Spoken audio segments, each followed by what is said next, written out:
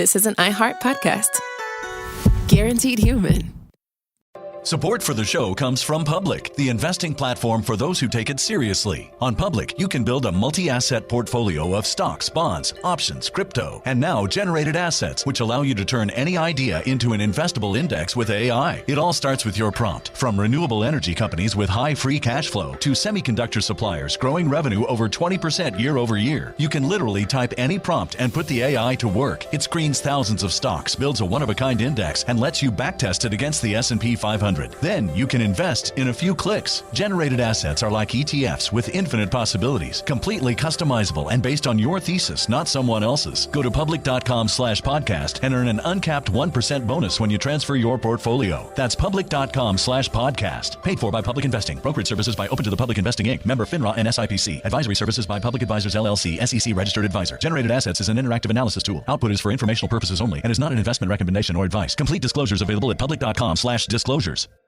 Time for a sofa upgrade? Introducing Anna Sofas, where designer style meets budget-friendly prices. Anna brings you the ultimate in furniture innovation with a modular design that allows you to rearrange your space effortlessly. Perfect for both small and large spaces, Anna is the only machine-washable sofa inside and out. Say goodbye to stains and messes with liquid and stain-resistant fabrics that make cleaning easy. Liquids simply slide right off. Designed for custom comfort, our high-resilience foam lets you choose between a sink-in feel or a supportive memory foam blend. Plus, our pet-friendly, stain-resistant fabrics ensure your sofa stays beautiful for years. Don't compromise quality for price. Visit washablesofas.com to upgrade your living space today. Sofas start at just $699 with no-risk returns and a 30-day money-back guarantee. Get up to 60% off, plus free shipping and free returns. Shop now at washablesofas.com.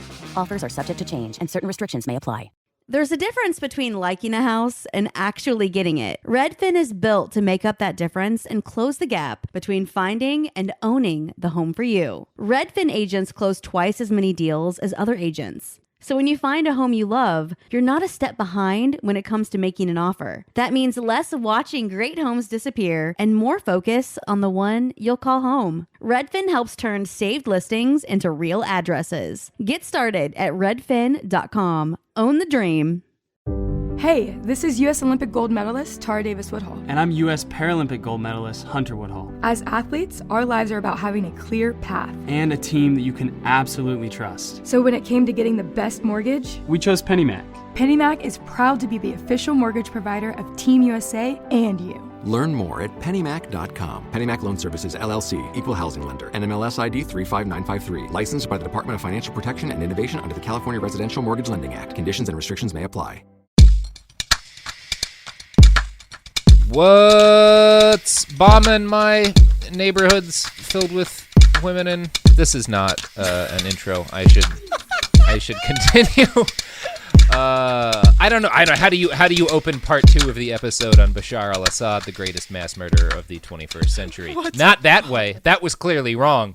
Wildly wrong. Never should have been attempted. Sophie is shaking her head at me. Anna is putting on a bombing?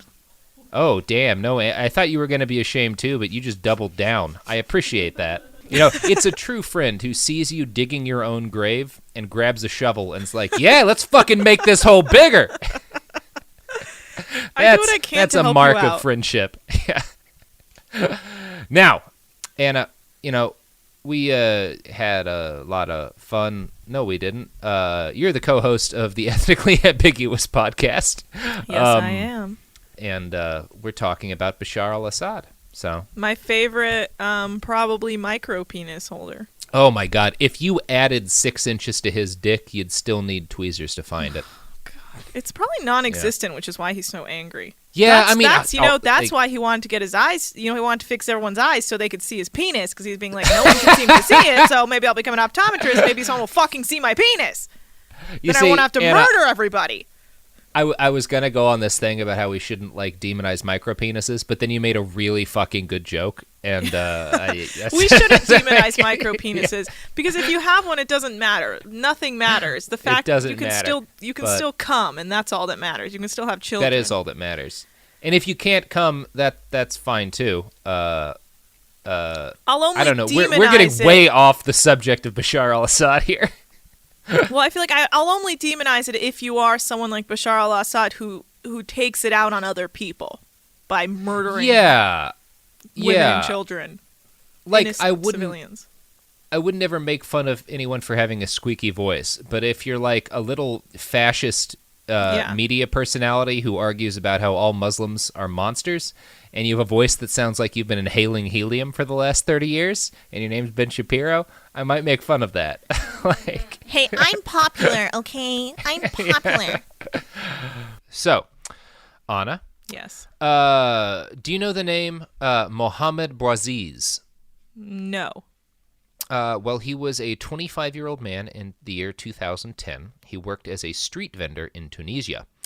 His father had died when he was young, and Mohammed wound up supporting his family through a very rough economy, even managing to pay for one of his sisters to attend university. He seems to have been a real stand-up guy. Dropped out of school, put his own dreams on hold in order to take care of, like, several brothers and sisters and, like, a couple of elderly relatives. Now, for some reason, local police officers took a dislike to Mohammed. They regularly confiscated his wares, likely because he could not afford to bribe them not to do so. Ugh. One day, in mid-December 2010, this happened again, and Mohammed tried to seek redress through the organs of his local government. But Tunisia was a state ruled by an autocratic dictator and an ossified bureaucracy that existed primarily to let people with family connections make money by fucking over poor folks like Mohammed Bouaziz. His quest ended at the governor, who refused to talk to him, even after Mohammed said, "If you don't see me, I'll burn myself." Mohammed immediately left to do just that. He acquired a can of gasoline from a nearby station and lit himself on fire in front of the governor's office. He died on January 4th, 2011, after days of unspeakable agony. But in death, the governor and the dictatorial president of Tunisia could not ignore Mohammed Bouaziz. His death is generally seen as having ignited the Arab Spring, which overthrew the president of Tunisia as well as the dictators of Egypt and Libya. For a time, Bashar al Assad thought he would be safe from the fires of revolution sweeping through the Arab world. David Lesh is the writer who spent a lot of time with Bashar. We heard about him in the last episode. He wrote a book called The Fall of the House of Assad. It cites several articles that the regime published during this time, both in its own magazine, Forward, and in a Wall Street Journal interview with Assad. Quote, "Both articles in the February issue reflected the president's and the regime's sense of immunity from the virus of protest spreading elsewhere in the Arab world.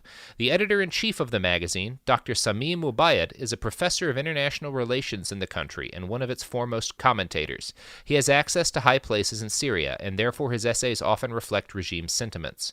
For this issue, he wrote a piece entitled, 'Lesson from Egypt, West is Not Best.' In it, Mubayad repeatedly hammers home the point that the dictators in the Arab world who had either fallen by then, President Ben Ali in Tunisia, or were on their way out, President Hosni Mubarak of Egypt and President Abdullah Saleh in Yemen, were being run out of office by widespread popular protest primarily because over the years they had been the lackeys of the West, particularly of the United States." So, Assad and his cronies at first thought they would be safe from the Arab Spring because, of course, Assad hadn't been an American lackey. Right. Mubayad's article ends, ironically, by accurately describing the forces then sweeping the Arab world, which they just didn't think were going to come for them. Quote, "What is so beautiful about the Tunisian and Egyptian stories is that this time it wasn't flamboyant and inexperienced young officers toppling the young king, nor was it turbaned clerics toppling an autocratic and aging royal, like Iran 1979. It was also not U.S. tanks rumbling into Tunisia, as was the case with Baghdad in 2003. It was the people of Tunisia, the young and the old, the intellectual and the unemployed. It was the glorious people of Egypt who said, 'Enough is enough.'" What Mubayad and other Assadists did not see is that the exact same forces that had made Tunisia ripe for revolution, endemic, crushing corruption that robbed young people of paths towards a decent life and left them hopeless, underemployed, and enraged, that was present in Syria as well. While Assad had opened up the economy somewhat, every reform was calculated in one way or another to benefit his core supporters or gain him new supporters, because every dictatorship and every country is just a gigantic gangster enterprise when you get right down to it. Wait, so he thought that his people hadn't noticed what he was up to, basically. He thought his people loved him and that they would not revolt because he hadn't been a lackey of the U.S. He thought the Arab Spring was people being angry at dictators in their region doing what the U.S. wanted, and he was like, well, I don't like the U.S., so people will back me. Like, obviously, they're going to keep loving Bashar. God, these dudes. Mm-hmm. They have that's what's crazy is, like, they have no sense of what's going on around them, like, at all. No, that's what happens when you have the Mukhabarat, like, arresting and torturing everybody who is like, maybe things could be less corrupt. I guess you don't pay tortured. people to tell you anything negative. You pay people to tell you, we have arrested X number of dissidents, and they are in a dark hole. Instead of being like, just FYI, like, so we took a survey, and it looks like people, like, think you're shady. Yeah. People don't like that we throw so many people into dark holes. Actually, the dark hole approval rating is like 8%. Yeah, no one's liking this. Yeah, almost no one's. We like the dark holes. That's the 8% is the Mukhabarat vote. They vote for dark holes, but everyone else really against the dark holes that we throw dissidents into. Yeah, it looks like we're not getting the numbers we were hoping for dark holes. We're thinking of rebranding the dark hole that we throw dissidents into. What about this? Rainbow circle. I love it. Yeah. I love it. I forget which one of us now is the branding advisor. But, yeah. In February 2011, Mouia Siazna, a 14-year-old kid, was hanging out with his friends in the Syrian town of Daraa. Tunisia's dictator had just been forced out of power, and these kids were ornery. So they scared up some red paint and daubed, "Your turn, doctor," on the walls of their school. Now, Daraa is a fairly small rural town near the border with Jordan. At that point, Syria was in the grip of an intense drought, which had reduced crop yields and crippled the already stumbling economy. Youth unemployment was particularly bad, and Mouia and his friends had little hope of growing up in a world with many options for them if things continued on the way they were going. So they painted a threat against their dictator on the wall of their school. And soon after that, all hell broke loose. Assad's men quickly arrested the 10th graders and sent them back to Damascus to be brutally tortured by a bunch of Nazi-trained torture experts. This was a pretty normal move for the Mukhabarat, but unknown to Bashar and those secret policemen, the winds of the world had just changed. The people of Daraa were, quite suddenly, unwilling to accept this kind of bullshit. On March of 2011, they took to the streets. Hundreds of people, many of them relatives of the arrested boys, protested the regime. The crowd grew to thousands. Bashar's police opened fire, killing 4 and dispersing the crowd. But the next day, 20,000 furious Syrians took to the streets. In the days that followed, things grew more violent, and Mukhabarat offices were vandalized. More protesters were murdered in larger numbers. Funerals of the dead became protests, and so the regime banned funerals. Yeah. When you're banning funerals, you might be a monstrous totalitarian dictator. Yeah, I mean, it's crazy that these kids had no idea what they were about to literally, like, domino effect into, but, like... How could they have possibly known? Yeah. That's so... I mean, you're banning funerals. It's like, then stop fucking killing everybody. Maybe, like, take it as a goddamn hint if people are this upset. Maybe you shouldn't be just easy mass way murdering. to reduce the funerals. Yeah. Stop killing people. I guess common sense isn't a thing within regimes, so I don't know what I'm even saying. Yeah, I mean, it's a type of common sense within the logic of murdering people. Within regime logic, where you're like, well, within common regime sense logic says that we, have to murder everyone who stands up to us. Yeah, if you're a regime, it makes sense. Yeah. None of this worked to stop the growing unrest. A single act of childish graffiti in Daraa wound up being the spark that started the Syrian civil war, which is, so far, the deadliest civil war of the 21st century. According to David Lesh, quote, "It is almost certain that Bashar al Assad was absolutely shocked when the uprisings in the Arab world started to seep into his country in March 2011. I believe he truly thought he was safe and secure and popular in the country and was beyond condemnation, but this was not the case in the Middle East of 2011, where the stream of information via the internet, Facebook, Twitter, YouTube, and mobile phones could not be controlled as it once had been." On March 24, 2011, Bashar al-Assad addressed his nation over the continuing unrest. He promised vague reforms, which, of course, he could not actually deliver upon. Any reforms to reduce corruption would be taking money out of the pockets of his supporters, which, of course, he could not afford to do at the moment. Any actual political openness would be seized upon as weakness and lead to his fall from power. So he promised nothing and ended his speech with, quote, I shall remain the faithful brother and comrade who will walk with his people and lead them to build the Syria we love, the Syria we are proud of, the Syria which is invincible to its enemies. You know, I do wonder if he just was in over his head and started. I mean, not that I'm in any way defending Bashar al Assad, but I wonder if he was in over his head and then just started to panic, like just being like, yeah, kill them all, yeah. And then now he's like, shit. Well, now that I've like in my panic have started acting like a full psycho, I guess I just have to like keep it going. Yeah, you know, there's a version of this where that is what goes on, where he's kind of like a Tsar Nicholas figure, and like the initial bloodletting is more accidental because of how the regime's set up. That's how the security forces respond. Yeah. You, the leader, are left grappling with it, but then things hit a certain point, and it's like, well, they're going to kill me, or I can kill all of them. Yeah, there is kind of like a vibe, like a really dumb vibe, where he's like, I guess I'm a dictator now? Like, it's like, you fucking idiot. Like you but he had been bag. Before. Like, you operated Nazi torture dungeons and let the CIA use them. Like, Bashar wasn't... Yeah, it's...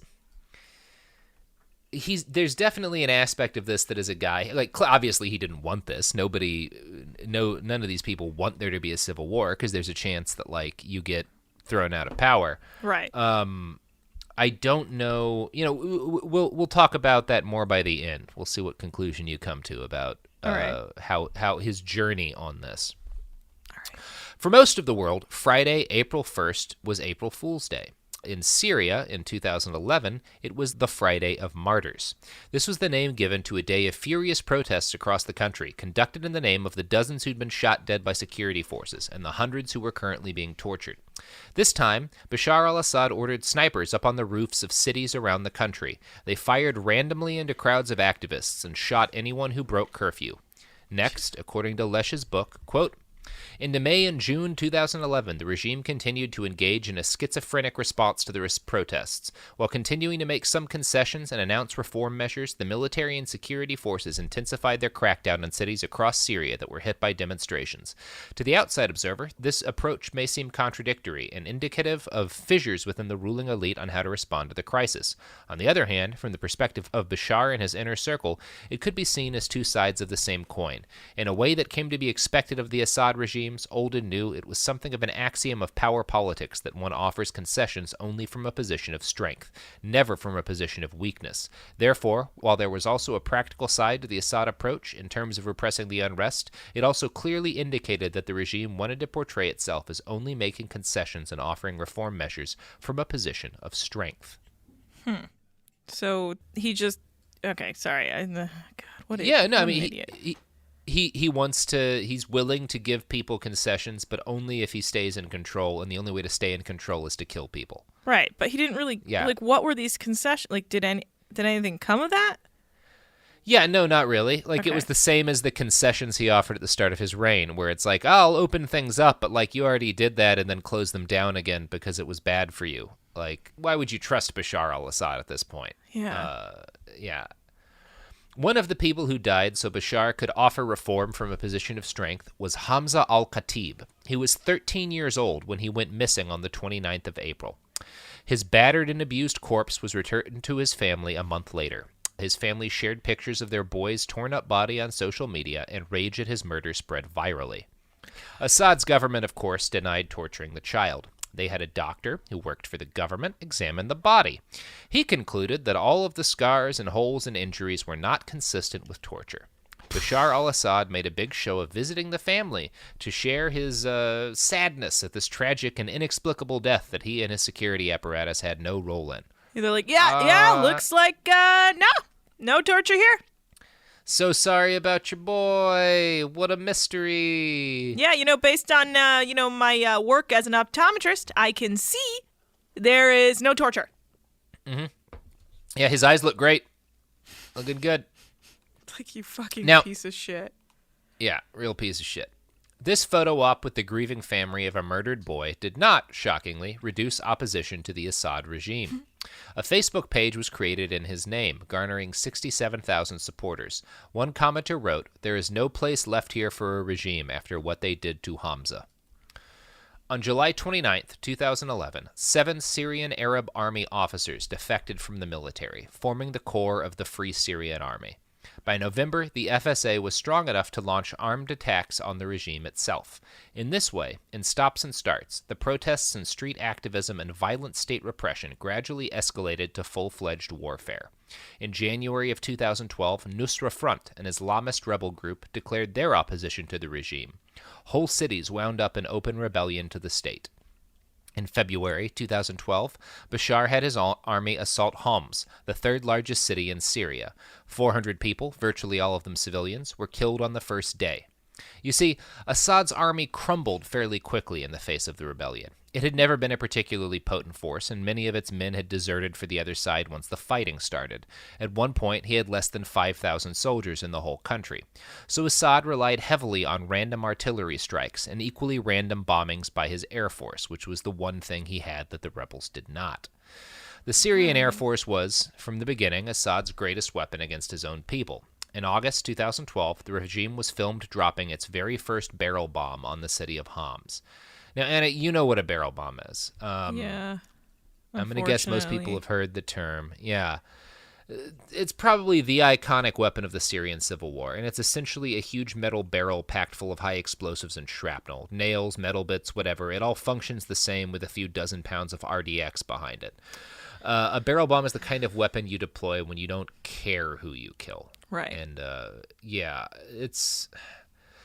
there's a video on YouTube that I would recommend listeners watch. If you just type in Assad barrels, you will find it. It's horrific. One of the worst things I've ever seen. Like the wake of these bombings is almost indescribable. It's worse than what I've seen in the wake of U.S. airstrikes, which is pretty horrific in and of itself. But an explosive like this, it's just like a particularly awful way to wage war, like even worse than a Hellfire missile. It's like, I don't understand. Like, he's like, oh, that's what's crazy. Like, he says, okay, I'm gonna give concessions. I'm gonna work with you guys so you don't keep protesting me. And then he just goes and like kills a town. What's the issue with the regime? What's everybody's problem? I'm gonna drop just barrels of death on you guys. Why is nobody like me? Yeah, it's like, dude, like, fucking read the room. Yeah, read the room, Bashar. What are we doing here anymore? I don't even. It's so crazy. Like, it's so hard to wrap your mind around someone who, in a way, like when you first think about it, like he didn't want to become the leader. Yeah. He had so much potential to just be a good human being in an office, running a country, like coming from his point of view of being like, I don't really, want to run a country. Like, I just want to be this regular doctor, like, blah, blah, blah. It's like I could just be an easygoing guy who's like one of the people. Honestly, it goes back to bad parenting. But this is insane. It's like so insane that he was like, all right, let's just turn this around and kill everybody. Yep, guess I'm murdering. Yeah, and he got right to murdering. I'd like to quote from a Doctors Without Borders article about the use of barrel bombs, primarily in the city of Aleppo during the fighting there. Quote, barrel bombings in eastern Aleppo are so unpredictable and widespread that they have sown fear throughout the city. It is extremely difficult for someone to take measures to protect their families and improve their safety, which contributes to higher levels of psychological stress. You never know when a bomb can happen. This is the problem. You could be at home having dinner. You could be sleeping. You could be walking to the shop. At any time it might happen, especially coming to Turkey for those who have to go to Turkey for work or to unite family members. It is a very scary route as you don't know who you might meet and what might happen. You don't know if you will return home safe or see your family again. That's a quote from Tariq, a health worker in Al-Salama, Aleppo. So Bashar al-Assad punished Aleppo and other cities for their disobedience by leveling the vast majority of the buildings there with endless rains of barrel bombs. During the 4-year battle for Aleppo, residents would celebrate whenever the weather was cloudy because it meant that they would at least get a few hours break before the next bombs fell. One staff member told Doctors Without Borders, quote, One day when we were working at the hospital in eastern Aleppo, it was a day of a high number of barrel bombings. It was like the city was in chaos and lots of people were being brought to us, dead and alive. I remember when 2 bodies were brought in, an old man and his small grandson. They both had the same name. They must have been together when the bomb hit. The family was searching for them in all the hospitals of Aleppo but couldn't find them. Their neighbors had also been bombed, so there was no one to ask about the whereabouts of these 2. Finally, they came and the bodies were identified. It was all just one instance, but still, we all felt so sad. God. Yeah. There's just no one. That's so sad. There's like just no. You just don't know. You don't know what's going to happen at any point, at any time. You just live in fucking fear that the man who runs your country just may like casually decide to bomb your town or your home. You're just like, oh, well, one of those days. Oh, thank God for the clouds so we don't get barrel bombed. Oh, bless good clouds. Our souls. The president can't murder us today. Unless the clouds go away. Yeah. Wow. Chris Kozak, a Syria research analyst for the Institute of the Study of War, explains that the regime's strategy with barrel bombs is to, quote, inflict mass punishment against opposition-supported populations or populations that were perceived to be supportive of the opposition in order to prevent the formation of a viable alternative to the regime. And it really seems to have worked. Like the Free Syrian Army at the start was a really secular force run by a lot of really brave men, and it's sort of degraded into kind of a lot of bandits and extremists at this point, just because everybody at the start of the civil war who was like providing a viable alternative to Bashar's government and like was a hope of civil society, like he killed them all. Yeah. Like that was a big part of his strategy. He's like, oh, they want to run Syria without me? Well, I'll just murder everybody who can run Syria without me. Right. Yeah. Everyone's gone. Yeah, everybody's gone, and all the survivors are too shell-shocked and terrified to do anything but hide. That's his strategy. Do we know how many people are left in his army? No, I mean, at this point, he's conscripted a lot more, and it's up to a higher level. But there was one point where they were essentially militias and gangs that were allied with the regime were way larger than the actual Syrian Arab army. Wow. Especially if you're talking like 2013, 14, yeah. He has got like help from Iran and other places. God, yeah, fucked. Yeah, a lot of, yeah. Yeah, help from Iran, help from Hezbollah. Right. Help from Russia. Yeah. Bashar's favorite target for his barrel bombs, outside of the crowded apartment buildings, is hospitals. On one day, he struck Aleppo's M10 hospital with 2 barrel bombs, 2 cluster bombs, and 1 rocket. Now, striking hospitals is a war crime, but Assad figures, what's the harm in committing war crimes when you know nobody is ever going to punish you? They're not really crimes then, are they? He also loves bombing elementary schools. In one 2014 attack, he killed 25 small children with a single bomb.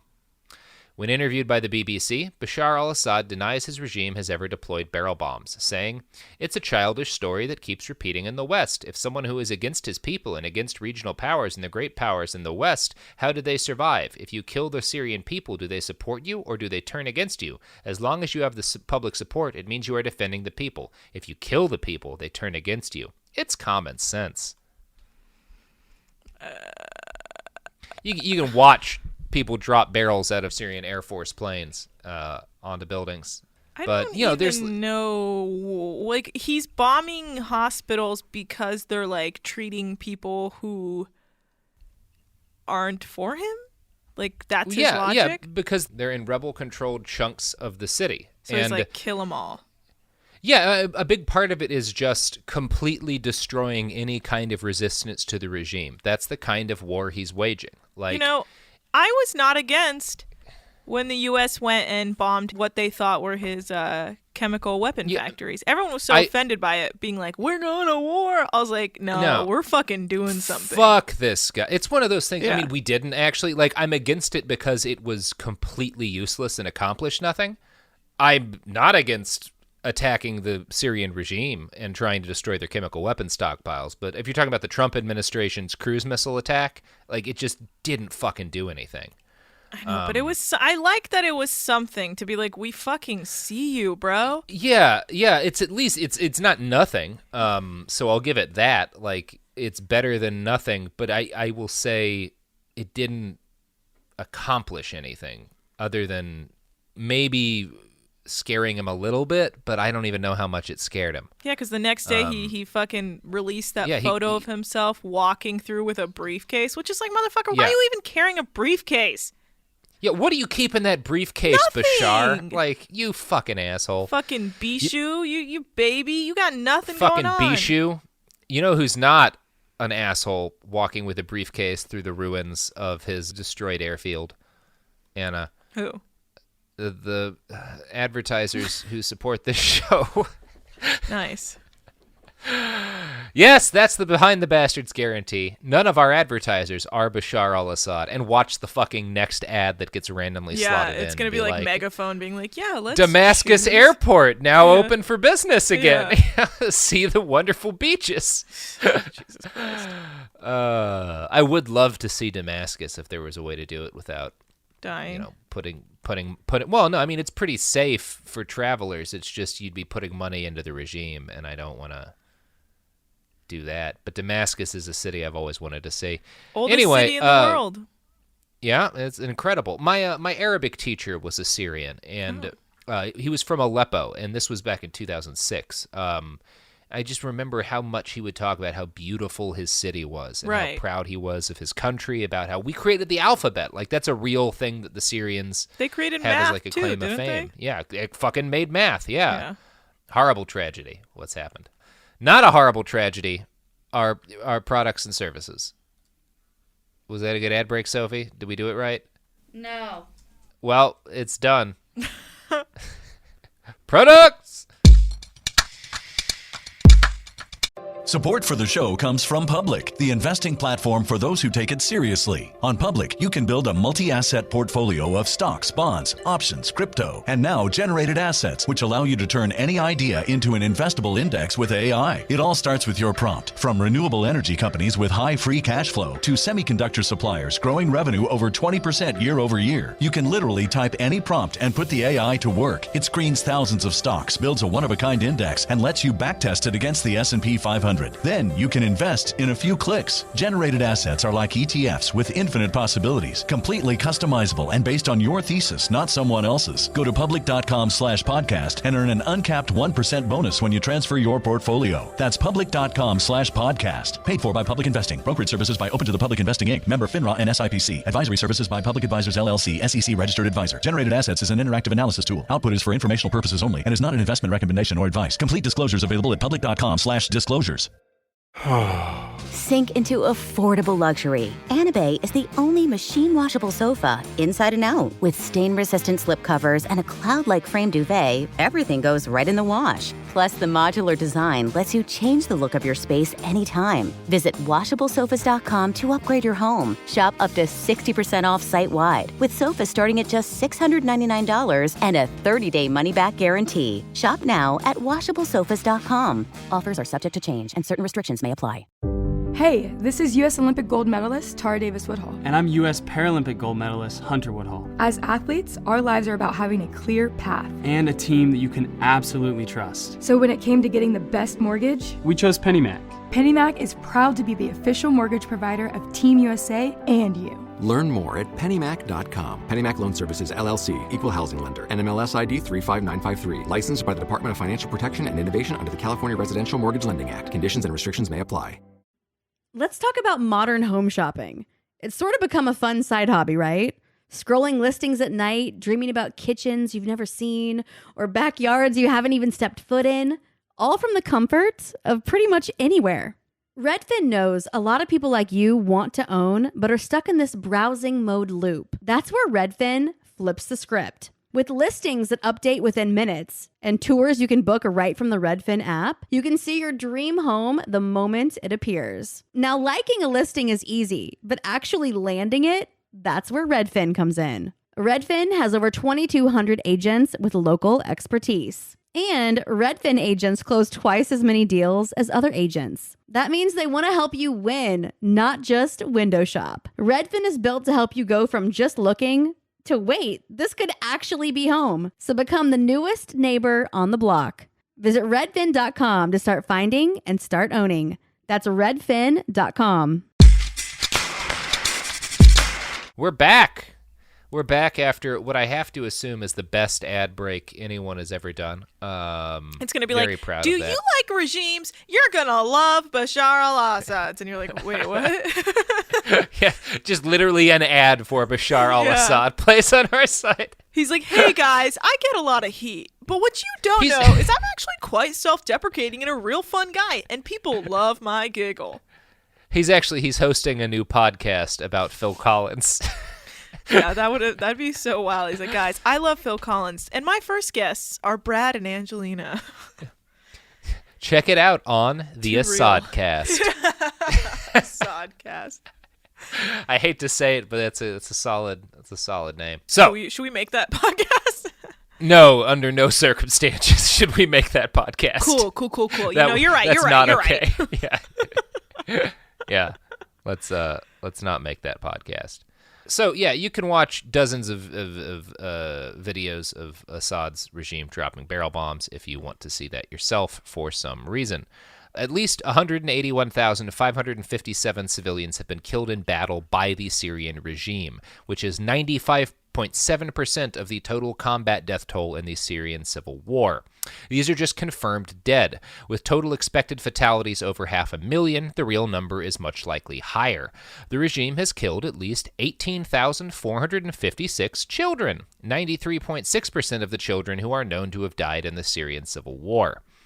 Now, that number leaves out 128,000 people who have been missing, in many cases for years, inside the secret prisons run by the Bashar al Assad government. According to the New York Times, quote, government memos smuggled out of the country show that officials who reported directly to Mr. al-Assad ordered the crackdowns on civilians and knew of atrocities. They ordered a harsh treatment of specific detainees and complained of increasing detainee deaths as corpses piled up and decomposed. One government memo urged personnel to complete paperwork and protect officials from future prosecution. Detainees are regularly beaten, hung by their wrists, beaten while crammed inside tires, shocked with electricity, and sexually assaulted. More baroque forms of torture include forcing detainees to act like animals, beat or kill one another, and dousing them with fuel and burning them. It's possible that more than 100,000 people have died that way. Oh, God. Yeah. Which is, for reference, in Libya since 2011, if you include all of the deaths in the fighting to overthrow Gaddafi and all of the deaths in the violence since Gaddafi's overthrow, 2011-2019, 50,000 people have died from the violence in Libya. Bashar al-Assad has tortured twice that many people to death, not counting the barrel bombs, not counting the chemical weapons, not counting gunfire, not counting mortars, not counting rockets, not counting Russian airplanes, just torturing people to death. Twice as many people as have died in Libya since 2011 fighting. God bless all them people. Because fighting for what you believe in the Middle East is suicide. It's always, for the most part, not going to go the way you would like. Has not in a while. Now, after all of this horrifying brutality, all these senseless deaths, I know what you're wondering, Anna. How has this war been for Bashar and his lovely wife, Ozma? Well, your face, I hope you do has, not like skin cancer. Yeah, it's one of those things where it's like cancer. Get your boys. Yeah, like these are the people to happen to. But they'll probably both live to 103. Yeah. But I know you're curious as to what their daily life has been. Yeah. And the good news is that thousands of their emails were leaked to The Guardian, so we actually have a pretty good idea of what they got up to in between all the barrel bombs and such. First off... Wait, so how did their emails get leaked? I don't know. It just is something that happens. They confirmed it. The Guardian confirmed it with a number of different people, including recipients of the emails, that they were legitimate and stuff.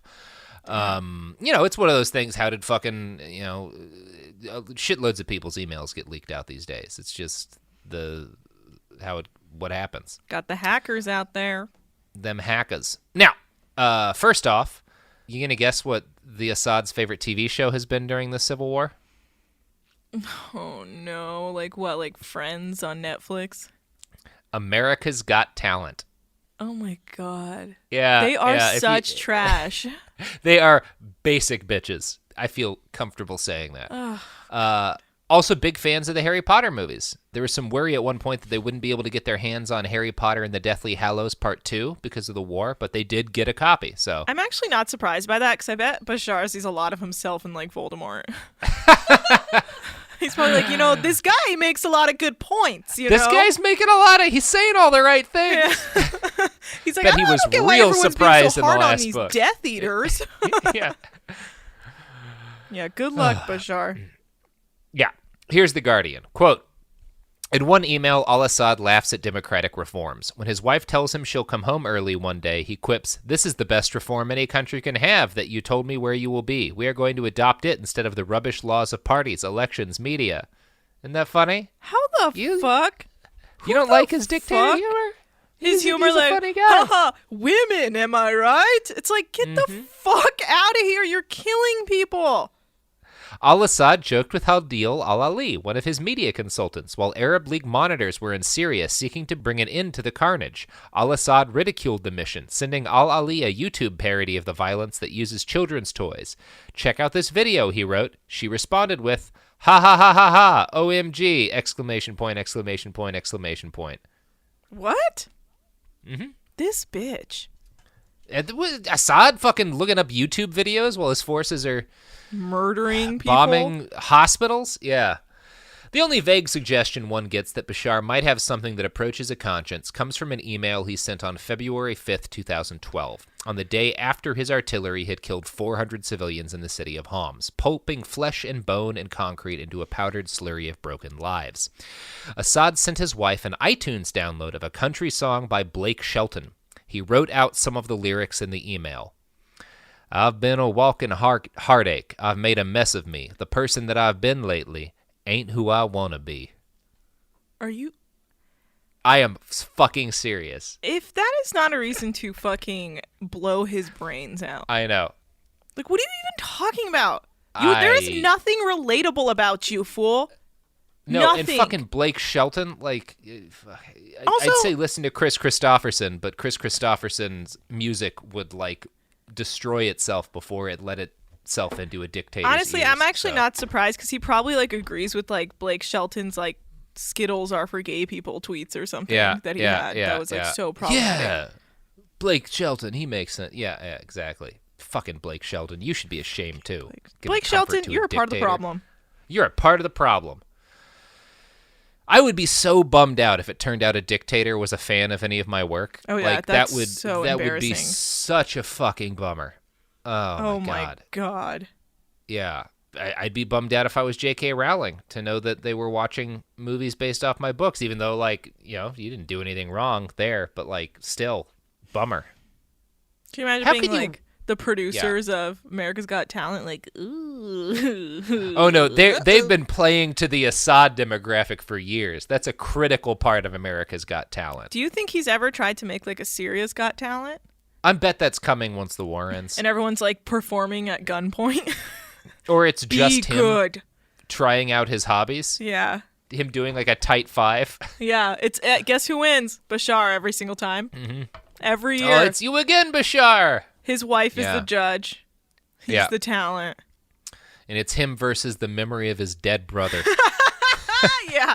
He's just like, looks like he can't win because he's dead. Oh, looks who's better at computers now, Basil. Yeah.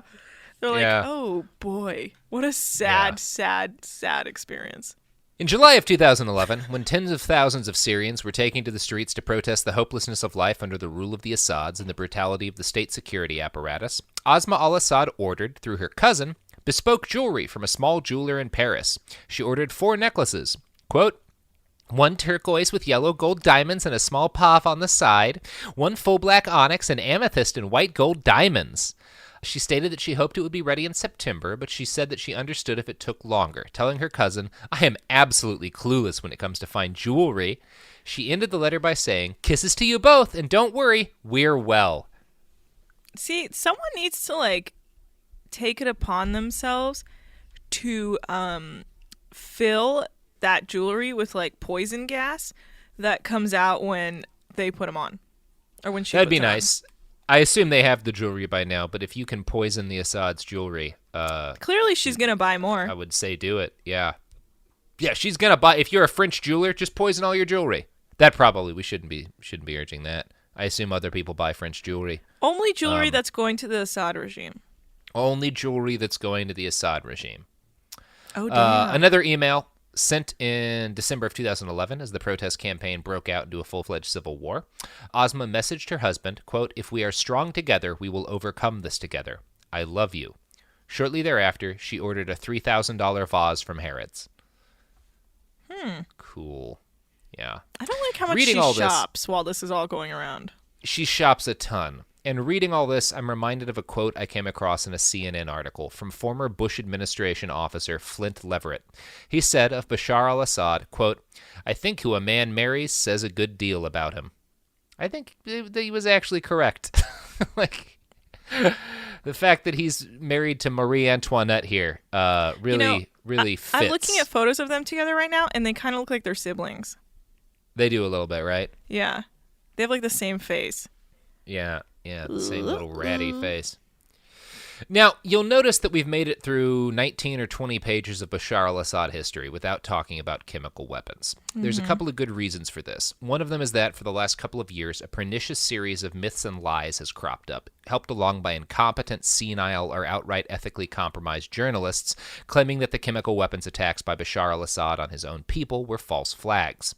These rumors have spread on the far right because actual fascists love Bashar al-Assad, since he is a fascist and he's doing what they'd like to do to all of their political opponents. The same rumors have spread on the far left because it allows leftists to have an easy justification for why they don't think any action should be taken to stop Bashar from carrying out the greatest mass killing of the 21st century. There is no truth to this nonsense. However, I wanted to make it super clear that even if Bashar had never ordered a single chemical weapon strike, he is still the single greatest monster of the 21st century. Yeah. Even if he had never launched any sarin, never dropped any chlorine, like that shit is fucking icing on the piece of shit dictator cake. Sophie is putting two fingers in front of the camera, which means that this is clearly a great time for an ad break. Nothing gets advertisers excited like talking about chemical weapons attacks. Now she's flipping me off, and I don't understand why. Anna, you look very uncomfortable. You know, I will not get involved in your guys' beef. You don't want to get involved with mommy and daddy fighting. No, I have no comment on what just happened. No comment on what just happened. Well, what's about to happen is products and services. I'm happier about the services and the products. Are we on break? I mean, no, I haven't said products yet Oh. in the voice that I say. Are you ready for us to be on break, Anna? Are you bored? No, but I was going to tell you something during our break. Oh, okay. Well, products!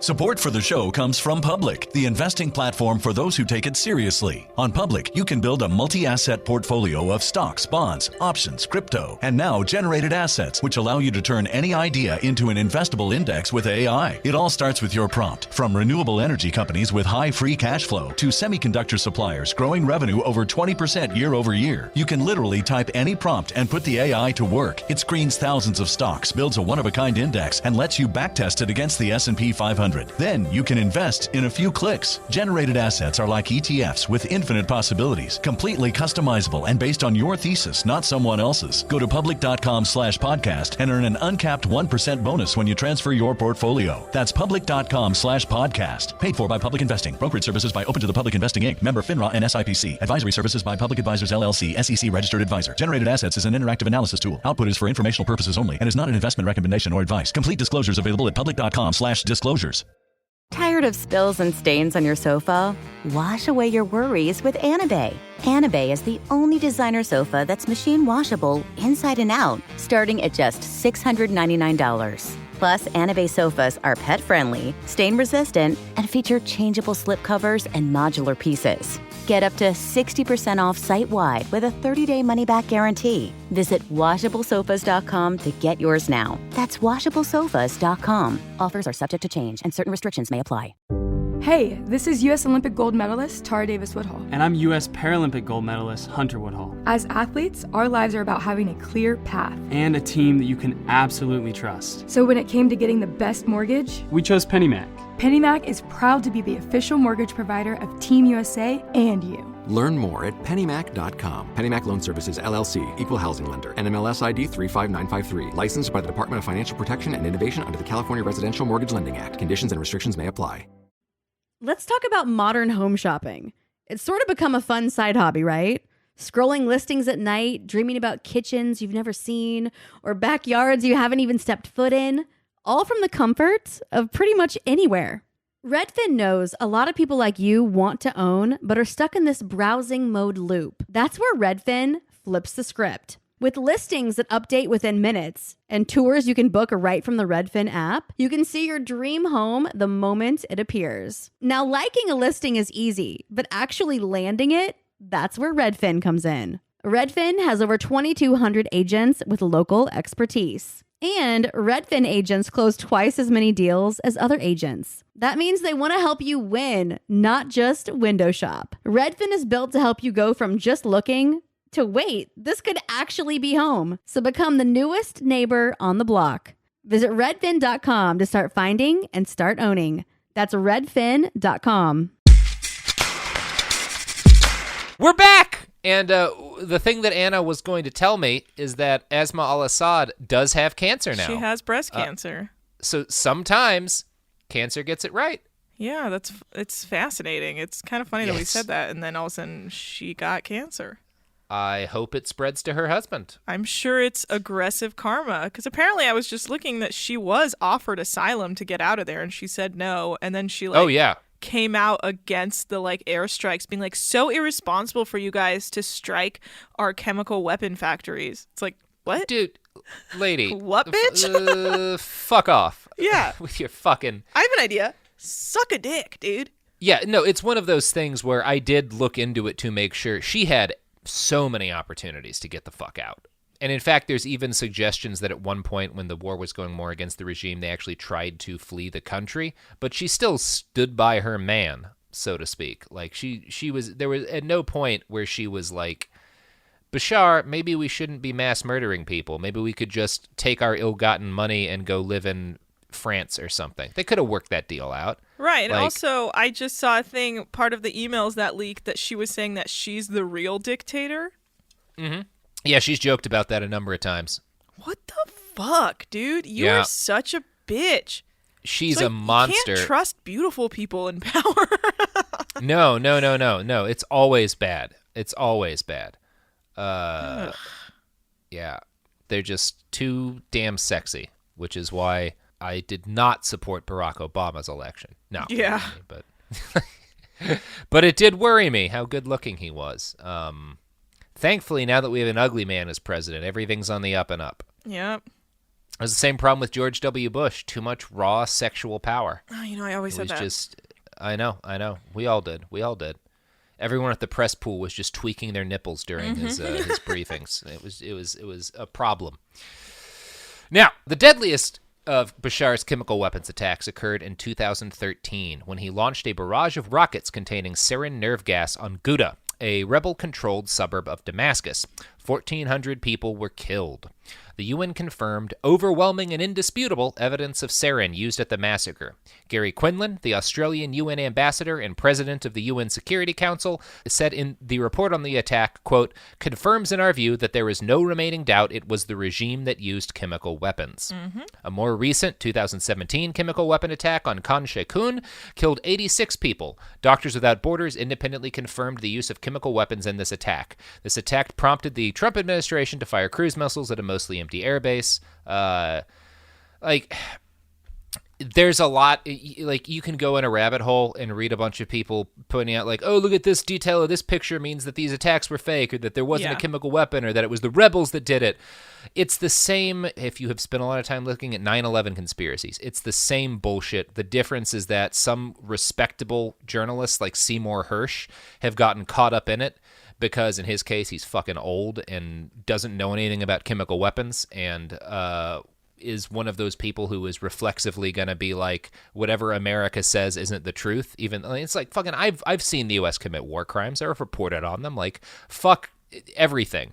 Yeah. But fuck pretending these chemical attacks aren't real. There's been like 330 documented chemical weapons attacks. Like 98% of them have been the Syrian regime. There have been a couple by like ISIS and whatnot who have like made like chlorine gas bombs and shit.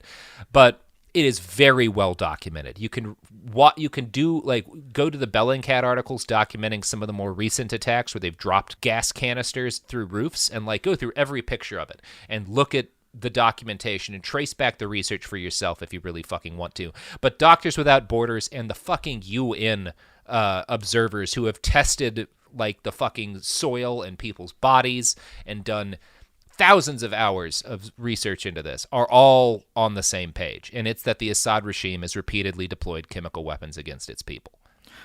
Fuck. I get angry about this. It's very fucked up. Shows how weak they really are. Yeah, it's and this is, I think, one of the reasons there's a conspiracy around this is because a lot of people can't understand why Bashar al Assad would deploy chemical weapons on his own people and risk foreign intervention. There's this idea that like, oh, it's just so risky, why would he do it?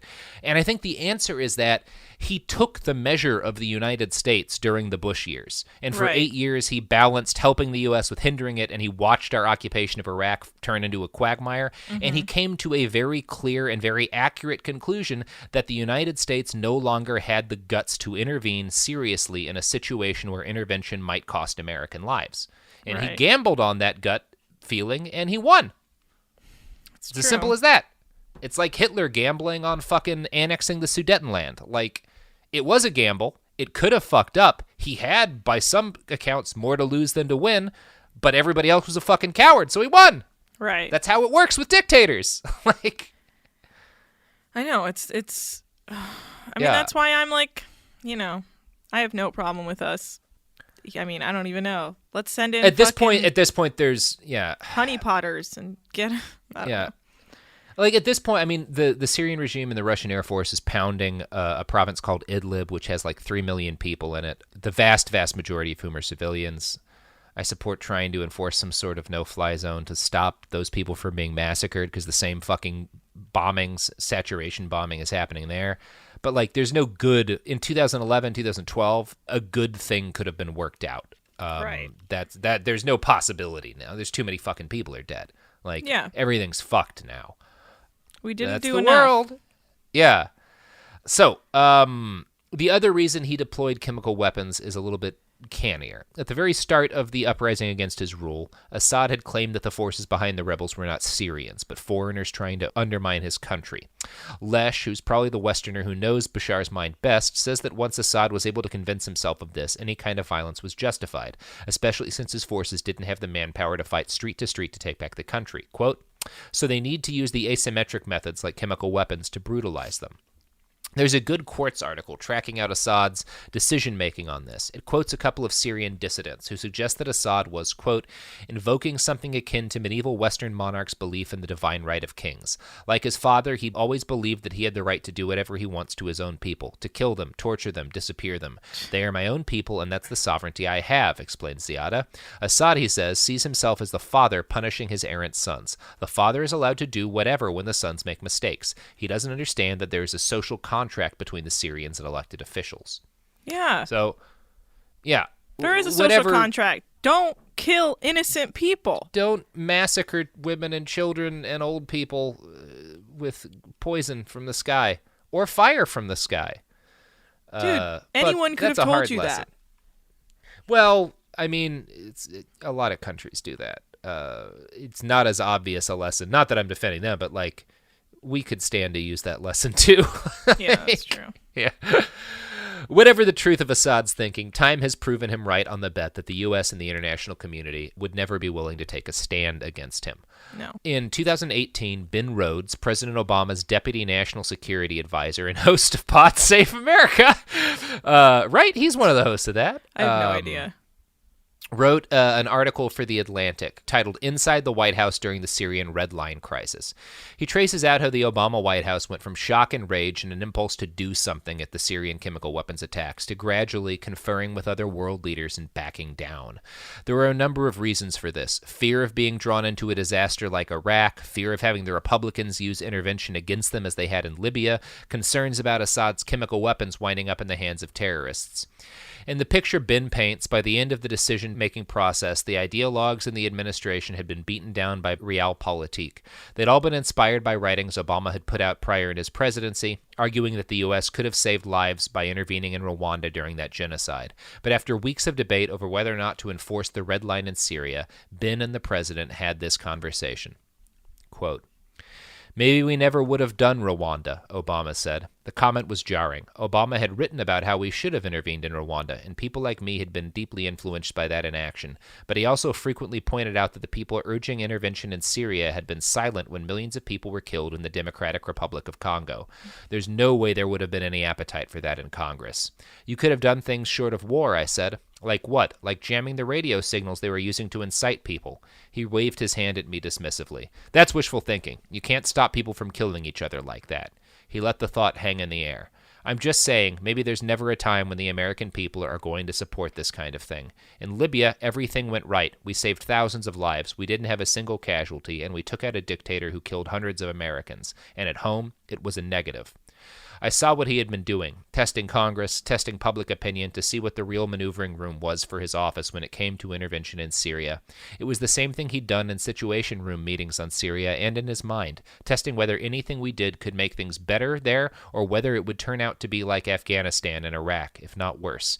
It wasn't just politics he was wrestling with. It was something more fundamental about America, our willingness to take on another war, a war whose primary justification would be humanitarian, a war likely to end badly. People always say never again, he said, but they never want to do anything. You know, there's a real darkness to all that, obviously, because politics is all dark. But yeah. The idea that we were so damaged by what happened with the Iraq war and the Bush administration and Dick Cheney, that now, like, any sort of step of, like, we're going to another country, it doesn't matter if we're helping or what we're doing, sending troops, no matter what, there's such a negative reaction to it that we can't do anything to help these people because the American public loses their minds. Like, we can't see beyond what Dick Cheney and Bush did. And so now all these people are basically just going to die, and we're just, like, literally, like, tiptoeing around being like, ugh, should we? Can we? Like, it's actually very insane how literally, I mean, it all goes back to fucking piece of shit ass the Bush dynasty and Dick Cheney and the fucking devils they have ruined anyone's chance of wanting to go into Syria and being like, wait, let's go stop this.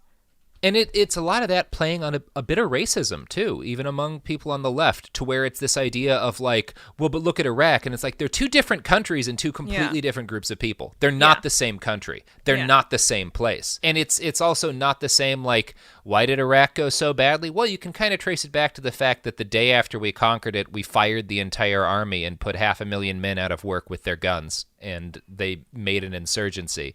Like, a lot of it you can tie back to that. Like, it's number one, the fact that, like, nobody in America has a very nuanced understanding of these places or these struggles. And it, like, one of the things I tried to do in this episode is really trace out how the Civil War evolved out of protest into fighting, because one of the things I hear a lot when I argue with people who are on the left is like, well, you know, the U.S. was funding the rebels the whole time. And it's like, no, dude.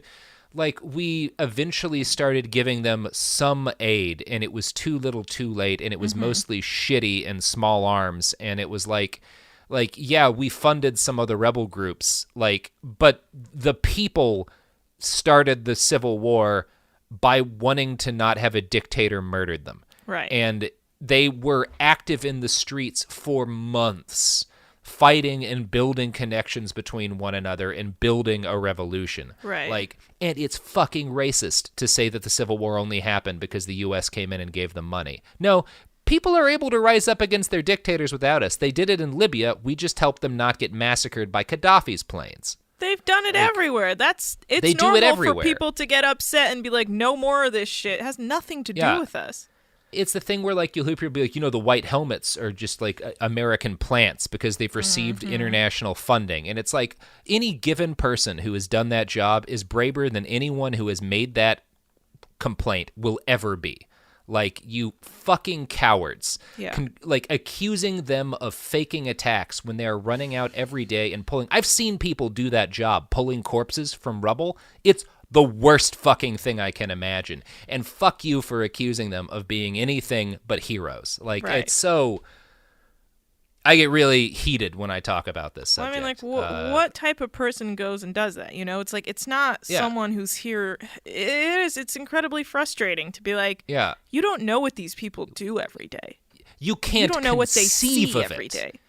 Especially since most of you, I guess the only dead body you've seen is maybe at a funeral. You can't imagine what these people are going through. Like, you just can't. No.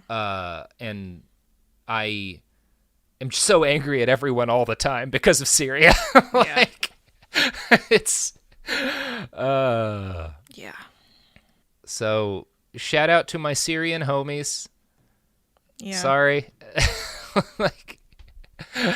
The real bastard at the end of this episode is everybody, and I guess that's one of the things that is really telling to me is, like, you look at Barack Obama is a man who I have intense disagreements with, but I believe has always wanted to do the right thing. Right. But he's also a really, really smart guy and fundamentally a scholar, and he thinks through everything too much. And Bashar al Assad did not. He gambled. He's willing to gamble. Dictators usually are, because it's the only way they can prosper. And Barack Obama was not willing to gamble. And as a result, 500,000 Syrians died. Right. That's what it comes down to. And you can say Obama was right or wrong. That's your opinion. But this is the reason. This is the same basic logic that let Hitler get as far as he did. Dictators being willing to do the reckless thing and gamble. And conscientious, decent, smart men not being willing to gamble and letting them get away with murder. Right. Yep. Which is Neville fucking Chamberlain. Yeah. How do you even reconcile any of that? It's like, wow, he really didn't step up because he was fucking thinking it out, like thinking of all the ways it could go wrong and what would happen, and it's like, you can't do anything. Like, there's nothing, there's nothing to say.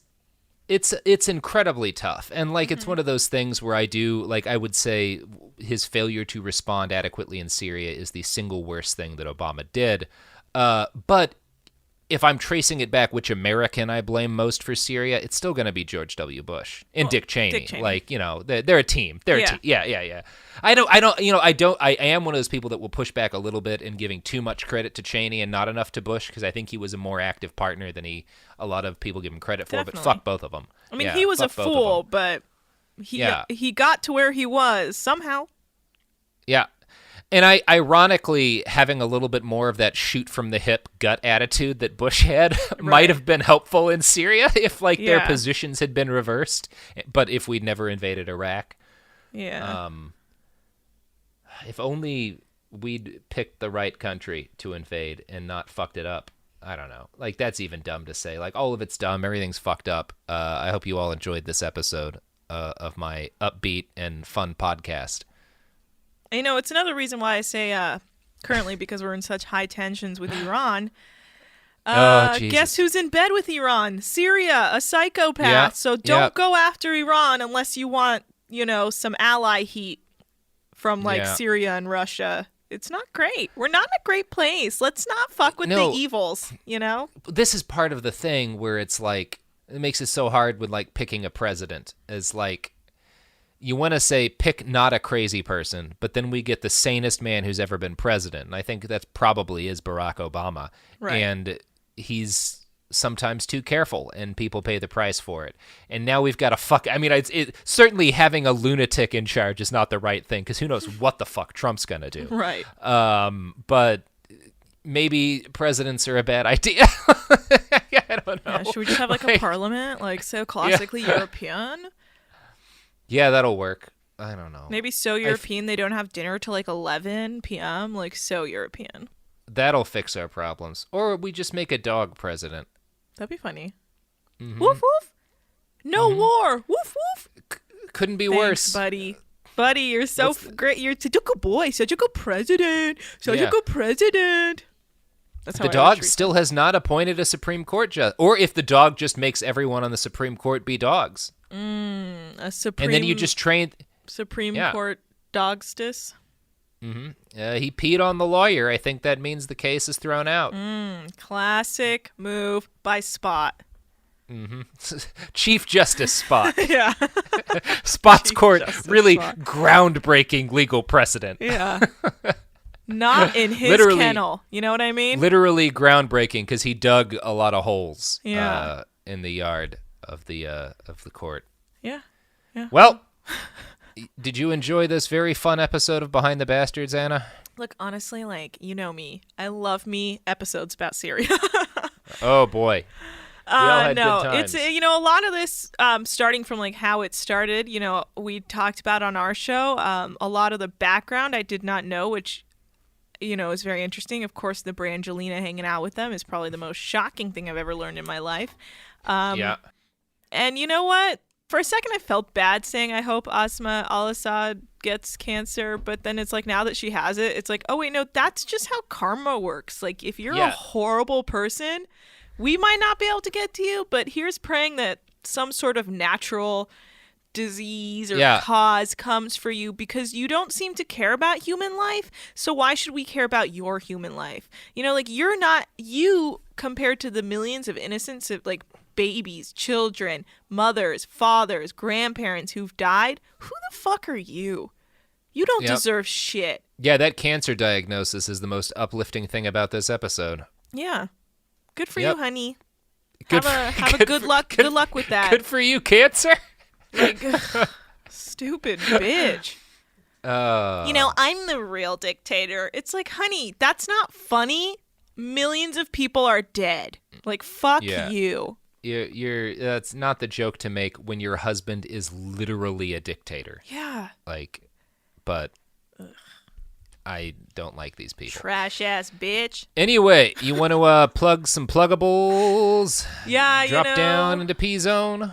Podcast dictator here, Anna. I have a podcast, Ethnically Ambiguous, with Shireen Yunus. Check it out if you like news on the Middle East. We have an episode called We Are Syria when we talk. It was right after the airstrikes happened that we kind of break down our feelings and what happened. If you want to go check that out, and then of course all the other episodes. Currently we are talking about the Iran-U.S. tensions situation. If you want to listen to that. You can follow me on Twitter at Anna Hossnieh, ANNAHOSSNIEH. I'm constantly talking politics and other good stuff and, The Bachelor, because that's where my interests lie, Middle Eastern politics and The Bachelor. And something interesting I noticed recently, Robert does not follow me on Twitter, so Whoa! I will burn this goddamn place to the ground. All right. I will correct that. I'm bad at social meds, and I mostly just shitpost and argue with tankies about Syria. Yeah. And I am a podcast viceroy? Mm-hmm. I've always wanted to be a viceroy. You could be general, podcast general. No, I want to be a viceroy. That seems like more fun. Less responsibility and more of the Parliament cool shit. will consider it. We'll let you know what we have decided on. Thank you. Well, podcast viceroy Robert Evans signing off. You can find me on Twitter and Instagram at @bastardspod. You can find this podcast on the web at behindthebastards.com. I have another podcast called It Could Happen Here about everything that happened to Syria if it happened in America, which actually part of why I made the show was just a backdoor way of trying to make people empathize with the horrible things happening in Syria. And also you can find t-shirts on TeePublic. Some of them are ours, others are not. You can buy whichever ones you would like. Sophie, do I have to say anything else? You love about 40% of us. I do love about 40% of you. And I love 100% of the poison room that's sitting behind Anna right now. Oh my gosh, Red. I love poison. We're all big Poison stans. All right, listeners, chill out, enjoy some Poison of your own, and or don't, because that might be me inciting you to do horrible things. Don't do horrible things. Do good things, or at least neutral things. But sometimes being neutral is, you know what? The episode's done. It's over. Go do something else.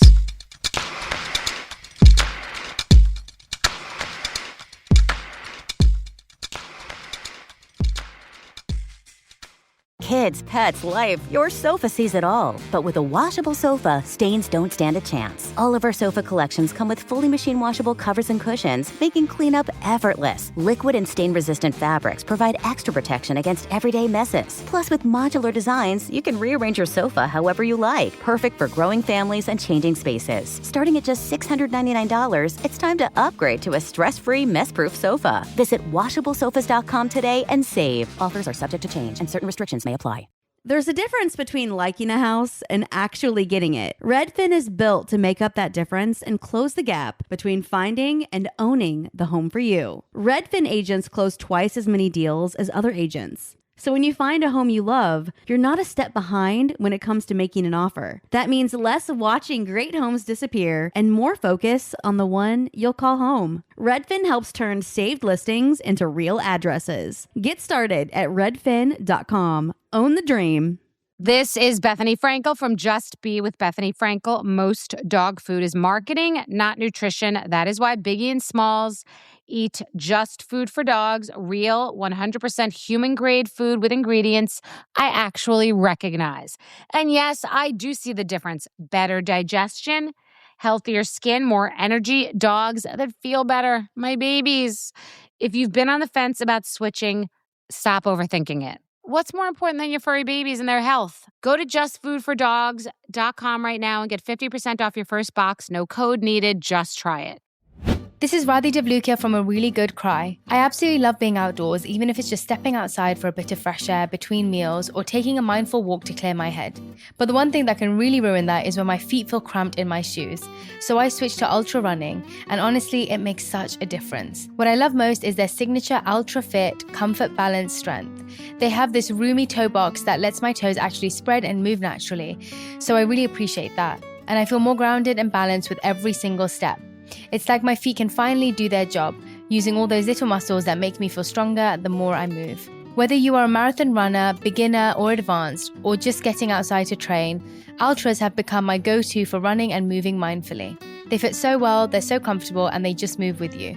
Shop now at ultrarunning.com and use my code CRY10 for 10% off. That's ALTRA running.com. Experience Ultra and stay out there. This is an iHeart podcast. Guaranteed human.